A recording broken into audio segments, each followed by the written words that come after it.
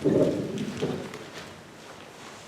I've been working at IBS for around 10 years now, and in that time I've heard a lot of students in speeches like the ones you just gave, in conversation, they always talk about IBS as if it's a magical place. But it's not. It's not the place, right? IBS is just a name. Yamashita-cho, 1212, it's just a building, it's just some office space. What it is the people. So we have amazing teachers, supportive staff, very amazing teachers, but also you.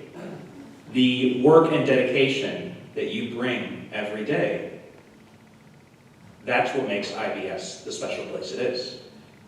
Every year I teach around 300 to 500 students. And yet, the ones that stand out the most every year are always the ones at IBS. Every year when I meet you guys for the first time, I always wonder if you're going to be able to make it through the whole year. If you're going to be able to give those speeches like you did yesterday. And every year I continue to be amazed at the results. If you've done the work, if you've put in the time and dedication to improving your English, expanding your perspectives, challenging yourselves, your preconceptions, your ideas, then you've probably noticed that you are not the same person now that you were at the opening ceremony. And that work is the important part. Nothing in this world that's worth having comes easy. It could be mastering an instrument, playing a sport, or learning a language. Those who put in the work will see the gains, and you've done the work. This is a very tumultuous time that you guys are graduating in. Chances for global conflict are greater than ever. Climate change continues to destabilize many nations, the planet as a whole.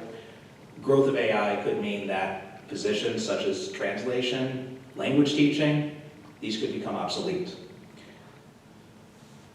Domestically, Japan continues to struggle with the economy, the aging population, and there's not many ideas for how to make things better, and instead most of ideas are focused on distraction and division.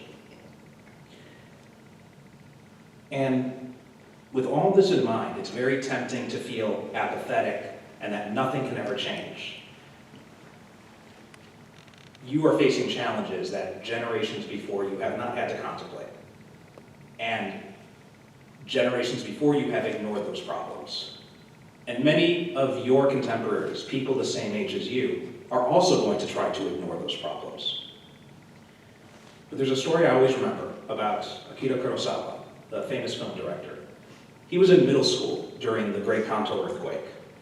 And his older brother took him out one night so he could view the devastation.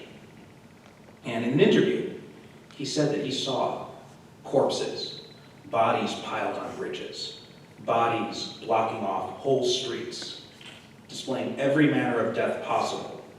And he tried looking away because he was so terrified. And his brother told him, "Akira, look carefully." And that night, he asked his brother, "Why did you make me do that? Why did you make me see?" And his brother said, "If you shut your eyes to a frightening sight, you end up being frightened. If you look at everything straight on, there is nothing to be afraid of." He was deeply influenced by this, later writing in his autobiography that the role of the artist is not to look away. It's the role of the artist to confront uncomfortable truths head on. But I'm going to change that, and I'm going to say it's not the role of the artist, it's the role of the human being. It's the role of all of you. So please remember this as you move forward. People feel that if they ignore problems, you're not responsible for anything. But every one of you stands apart from the average Japanese person. You've been taught in just 1 year knowledge of history, society, culture, language, critical thinking skills that many people that you will see if you go on to other schools, if you go on to the workplace, they don't have that knowledge. And that knowledge isn't free, it's an obligation. You have to take advantage of it. You have to use it to do something to make the world just a little bit better than the way you found it. And I'm going to end with this quote from Kafka on the Shore by Haruki Murakami. Closing your eyes isn't going to change anything. Nothing's going to disappear just because you can't see what's going on. In fact, things will be even worse the next time you open your eyes. That's the kind of world we live in. Keep your eyes wide open. Only a coward closes his eyes. Closing your eyes and plugging up your ears won't make time stand still. So that's the final assignment that I have for you. Don't look away. Face the future head on. Never settle for anything less than greatness. You don't just owe it to us, you owe it to yourselves. And I believe you will live up to that responsibility. So, in closing, thank you for your hard work this year, your enthusiasm, your humor, your good nature, and I am looking forward to seeing what you do going forward. Now get out.